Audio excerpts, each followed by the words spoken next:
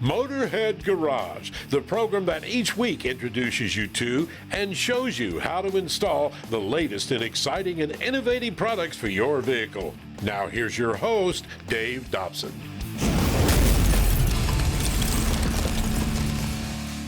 Motorheads, I know you've got a motorcycle, maybe a golf cart, an ATV, a mower, something you put in the back of your pickup truck. We all know that loading it is a big pain, and putting it on a trailer is not the answer either. And this is not a regular ramp. This is from Loadall, and this thing actually converts your short bed into a long bed. And when you're done, this thing folds back into the truck. You can put your tailgate up and you're on your way. Now, Paul, what are some of the pitfalls if you want to put a motorcycle in the back of your truck? Well, one of the biggest things is you're going to go up on a skinny ramp that's relying on the tailgate strap here, okay? And usually you high center when you get to here, or you fall off, there's no place for your feet. If you do make it that far and you get your bike in safely, now you have to fold that ramp up, put it next to your bike, which is always a prayer that you're hoping it doesn't fall into your bike, and that's a paint job. So with that being said, this right here is a system that literally takes care of all that and gives you a rock solid ramp to go up. And most bikes are so long that they're sitting on the tailgate itself.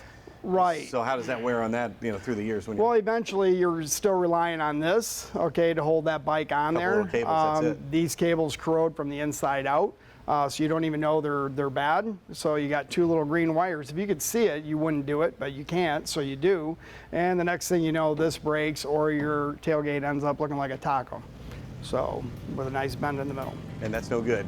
And what are some of the issues you would have with trailering a vehicle like that? Trailers, you're going to have parking issues. You're going to have to plate them. Your gas mileage is probably the biggest game changer. When you have a truck pulling a trailer, you're usually, it depends on the truck, you're going to drop from 20 down to 10, 11, 12.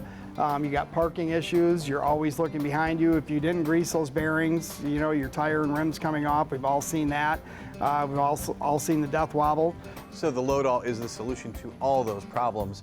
Let's talk about how it works now. We started with the bike in the bed, and then what's the process to unload it? Well, basically once you get the back tire right about here, gravity is taking you down. So you're going to let the bike do all the work, okay? Everything you do is in your hands. You're going to brake clutch even when it's wet. Backing down is really safe, really easy. You don't have to watch where you're putting your feet. You come down as slow as you want, 100% control of the bike. And then how does the unit actually fold out? How does the Loadall work? Let's start at the front here. You've got this thing stored in the pickup truck. Yep. How does it actually all unfold? Okay, once we take the wheel chock and move it out of the way, that allows us to flip the front plate over, and this will all fold up and go inside on rollers. Then you simply just push this in and shut the tailgate. Simple as that. Let's talk about the construction here. You showed me how this is made underneath. How do I know this is going to hold up to the weight of my vehicle when I put it in the truck? These are all custom designed extrusions. We have variants of 9, 3s, 6s, 1s, but they're tongue and groove. Every one of these panels is tongue and groove with a leg.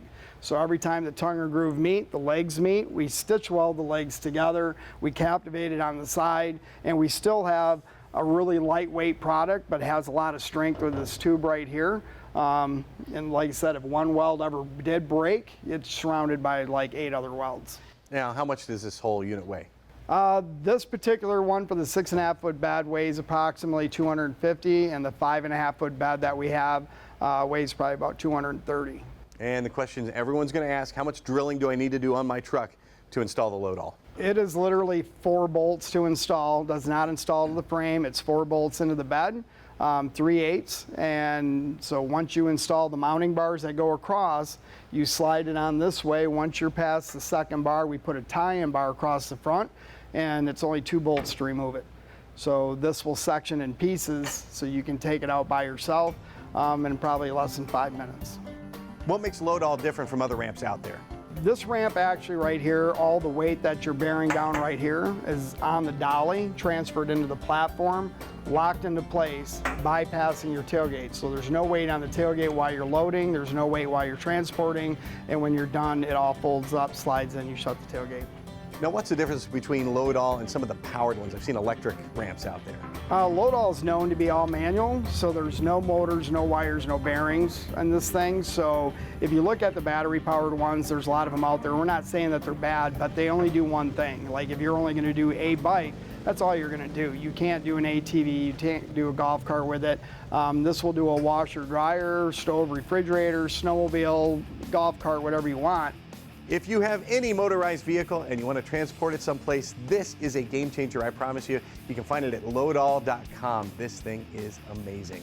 We'll be right back with more great products and more Motorhead Garage when we return. We're also going to take a look to see who is the Motorhead of the Week.